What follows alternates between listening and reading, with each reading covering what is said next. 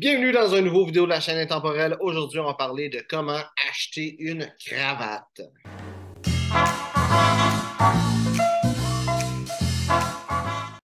Donc, j'ai déjà fait une vidéo sur comment choisir sa cravate. Donc, quand tu as ton ensemble, tu veux mettre une cravate, quelle cravate tu devrais choisir. Mais si tu veux acheter une cravate, donc c'est sûr, la première chose, si tu veux que ta cravate fit avec qu'est-ce que tu as, c'est déjà quand même assez important. Là. Si tu achètes une belle cravate, une bonne cravate, puis que ça fit avec rien de ce que tu as, c'est inutile d'avoir cette cravate. Mais comment acheter une cravate? Premièrement, il y a une couple de choses à savoir. Sur la longueur, normalement, il y a deux grandeurs de cravates. Il va y avoir des cravates longues et des cravates régulières. Si tu es grand et tu es gros, si tu as besoin d'une cravate longue, si tu vois que le petit pan, donc le petit pan ici, le petit pan et les grands pans, c'est comme ça s'appelle les deux parties de la cravate. C'est que quand tu fais ton nœud, le grand pan arrive jusqu'à la boucle de ceinture à peu près.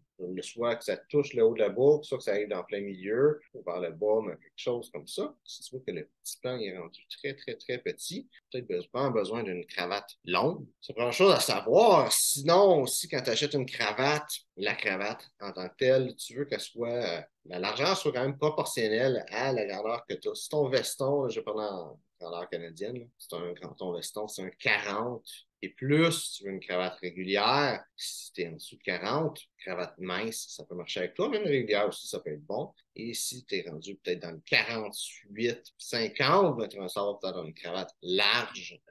Ça, 38, si je ne me trompe pas. Je ne vais pas te dire les grandes grandeurs, qu'est-ce que c'est, mais 38, si je ne me trompe pas, c'est 48 dans les grandeurs européennes. Sinon, c'est en pouces, tu peux regarder. Donc, si tu fais 38 et moins, 40 mince, 40 à 46, régulier, 47 et plus, 40 large. Régulière, ça marche pour tout le monde, généralement. Si tu veux que ça fasse quand même un effet, tu veux pas que la cravate a l'air trop mince par rapport à ta grandeur, ça va faire en sorte que tu as l'air encore plus gros. C'est une chose à savoir sur, dans le fond, les dimensions de la cravate. Ensuite, sur la cravate en tant que telle, tu sais quelle grandeur de cravate te fait bien et quelle couleur de cravate qui est les bonnes couleurs pour toi. Une couple de choses que tu vas regarder. Premièrement, tu as des cravates 3 plis. Ça ici, c'est une cravate 3 plis. J'ai malheureusement pas de cravate 7 plis à te montrer parce que l'autre type de cravate, c'est une cravate 7 plis. Donc, une cravate 3 plis, si tu la regardes à l'intérieur ici, peu importe lequel des deux pans, tu vas voir qu'il va avoir, je vais montrer ici, tu as un pli ici, ce pli-là. Tu vas avoir un deuxième pli de l'autre côté ici, puis un troisième pli. Donc, tu vas avoir des cravates qui vont être 3 plis, et c'est une cravate qui va avoir une doublure ici. Et à l'intérieur, je n'ai pas le goût de faire ma cravate, mais à l'intérieur, là, il y a une autre partie. Quand tu touches la cravate, tu vas sentir quelque chose d'autre. Ils appellent ça une tripleur, la partie à l'intérieur de la cravate, qui va donner la forme.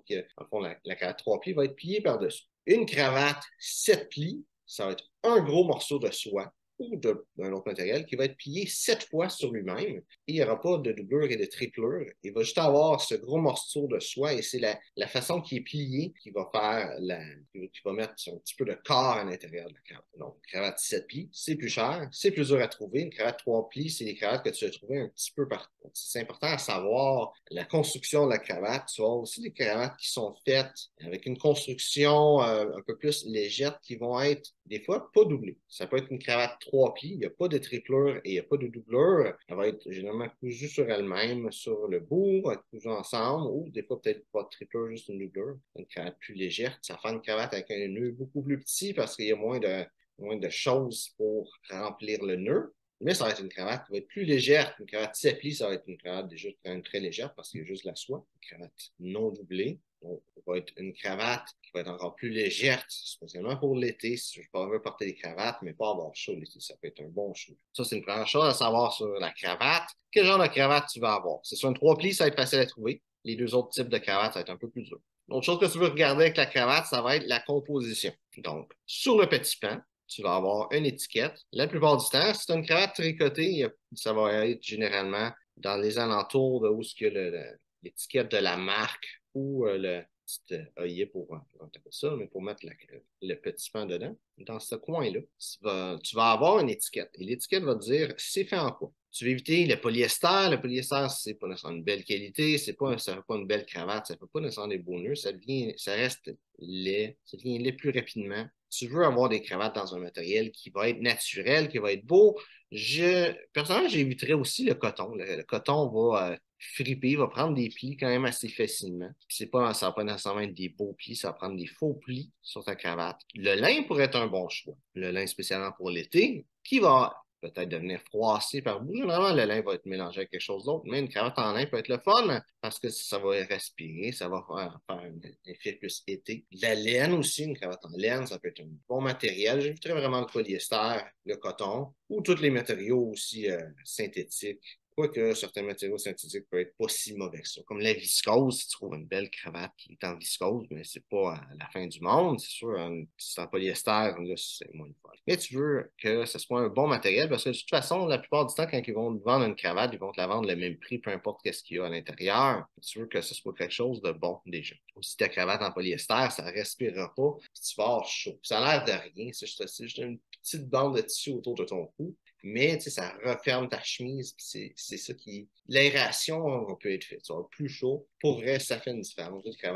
J'ai juste des cravates en soie, mais j'ai des cravates que l'intérieur est en polyester versus c'est fait en autre chose. Puis je vois une différence. Pour vrai. Ça, on voit une différence. Donc, aussi l'intérieur, tu veux regarder ça. Si l'intérieur est tout noir, généralement, c'est parce que c'est du polyester, c'est une doublure en polyester, c'est pas tout le temps le cas. Si c'est tout noir, mais tu as un motif qui représente, comme là, ça c'est bleu, mais tu aurais un motif qui représente la marque, peut-être pas nécessairement du polyester, c'est peut-être le choix stylistique qu'ils ont eu d'avoir un intérieur noir, mais tu sais, si c'est un noir, un intérieur uni, voire même un petit peu rayé en motif dedans noir, c'est polyester. L'intérieur, c'est juste qu'il te le cache. Donc, c'est ça mes conseils sur acheter une cravate. Tu toujours, tu veux que le style t'aille bien, mais tu veux aussi acheter une cravate qui va être de qualité. Donc, quelque part, quand tu vas acheter une cravate, c'est un petit bout de tissu qui coûte cher. Et tu vas acheter, tant qu'à payer cher pour quelque chose, autant payer cher pour quelque chose de qualité plutôt que de payer cher pour quelque chose de médiocre. Et beaucoup, ces temps-ci spécialement, les compagnies veulent nous vendre de quoi de médiocre au prix de quelque chose qui n'est pas médiocre. Et tu veux éviter ça. Quand tu es capable de regarder juste l'étiquette, c'est facile. Ça dit c'est quoi. Hein? Tu t'assures que c'est un bon matériel, que tu payes pour quelque chose qui a de l'allure, puis si tu regardes un petit peu la construction, comment c'est fait. Tu es capable de t'assurer que tu achètes de quoi de bon. Moi, là, tu en as plus pour ton argent. Donc, j'espère que tu as aimé les vidéos. Si c'est le cas, like, partage. Si tu as des questions sur le style classique masculin, mets ça dans les commentaires. Ça me fait plaisir de te répondre. Donc, merci de regarder les vidéos et on se voit une prochaine fois.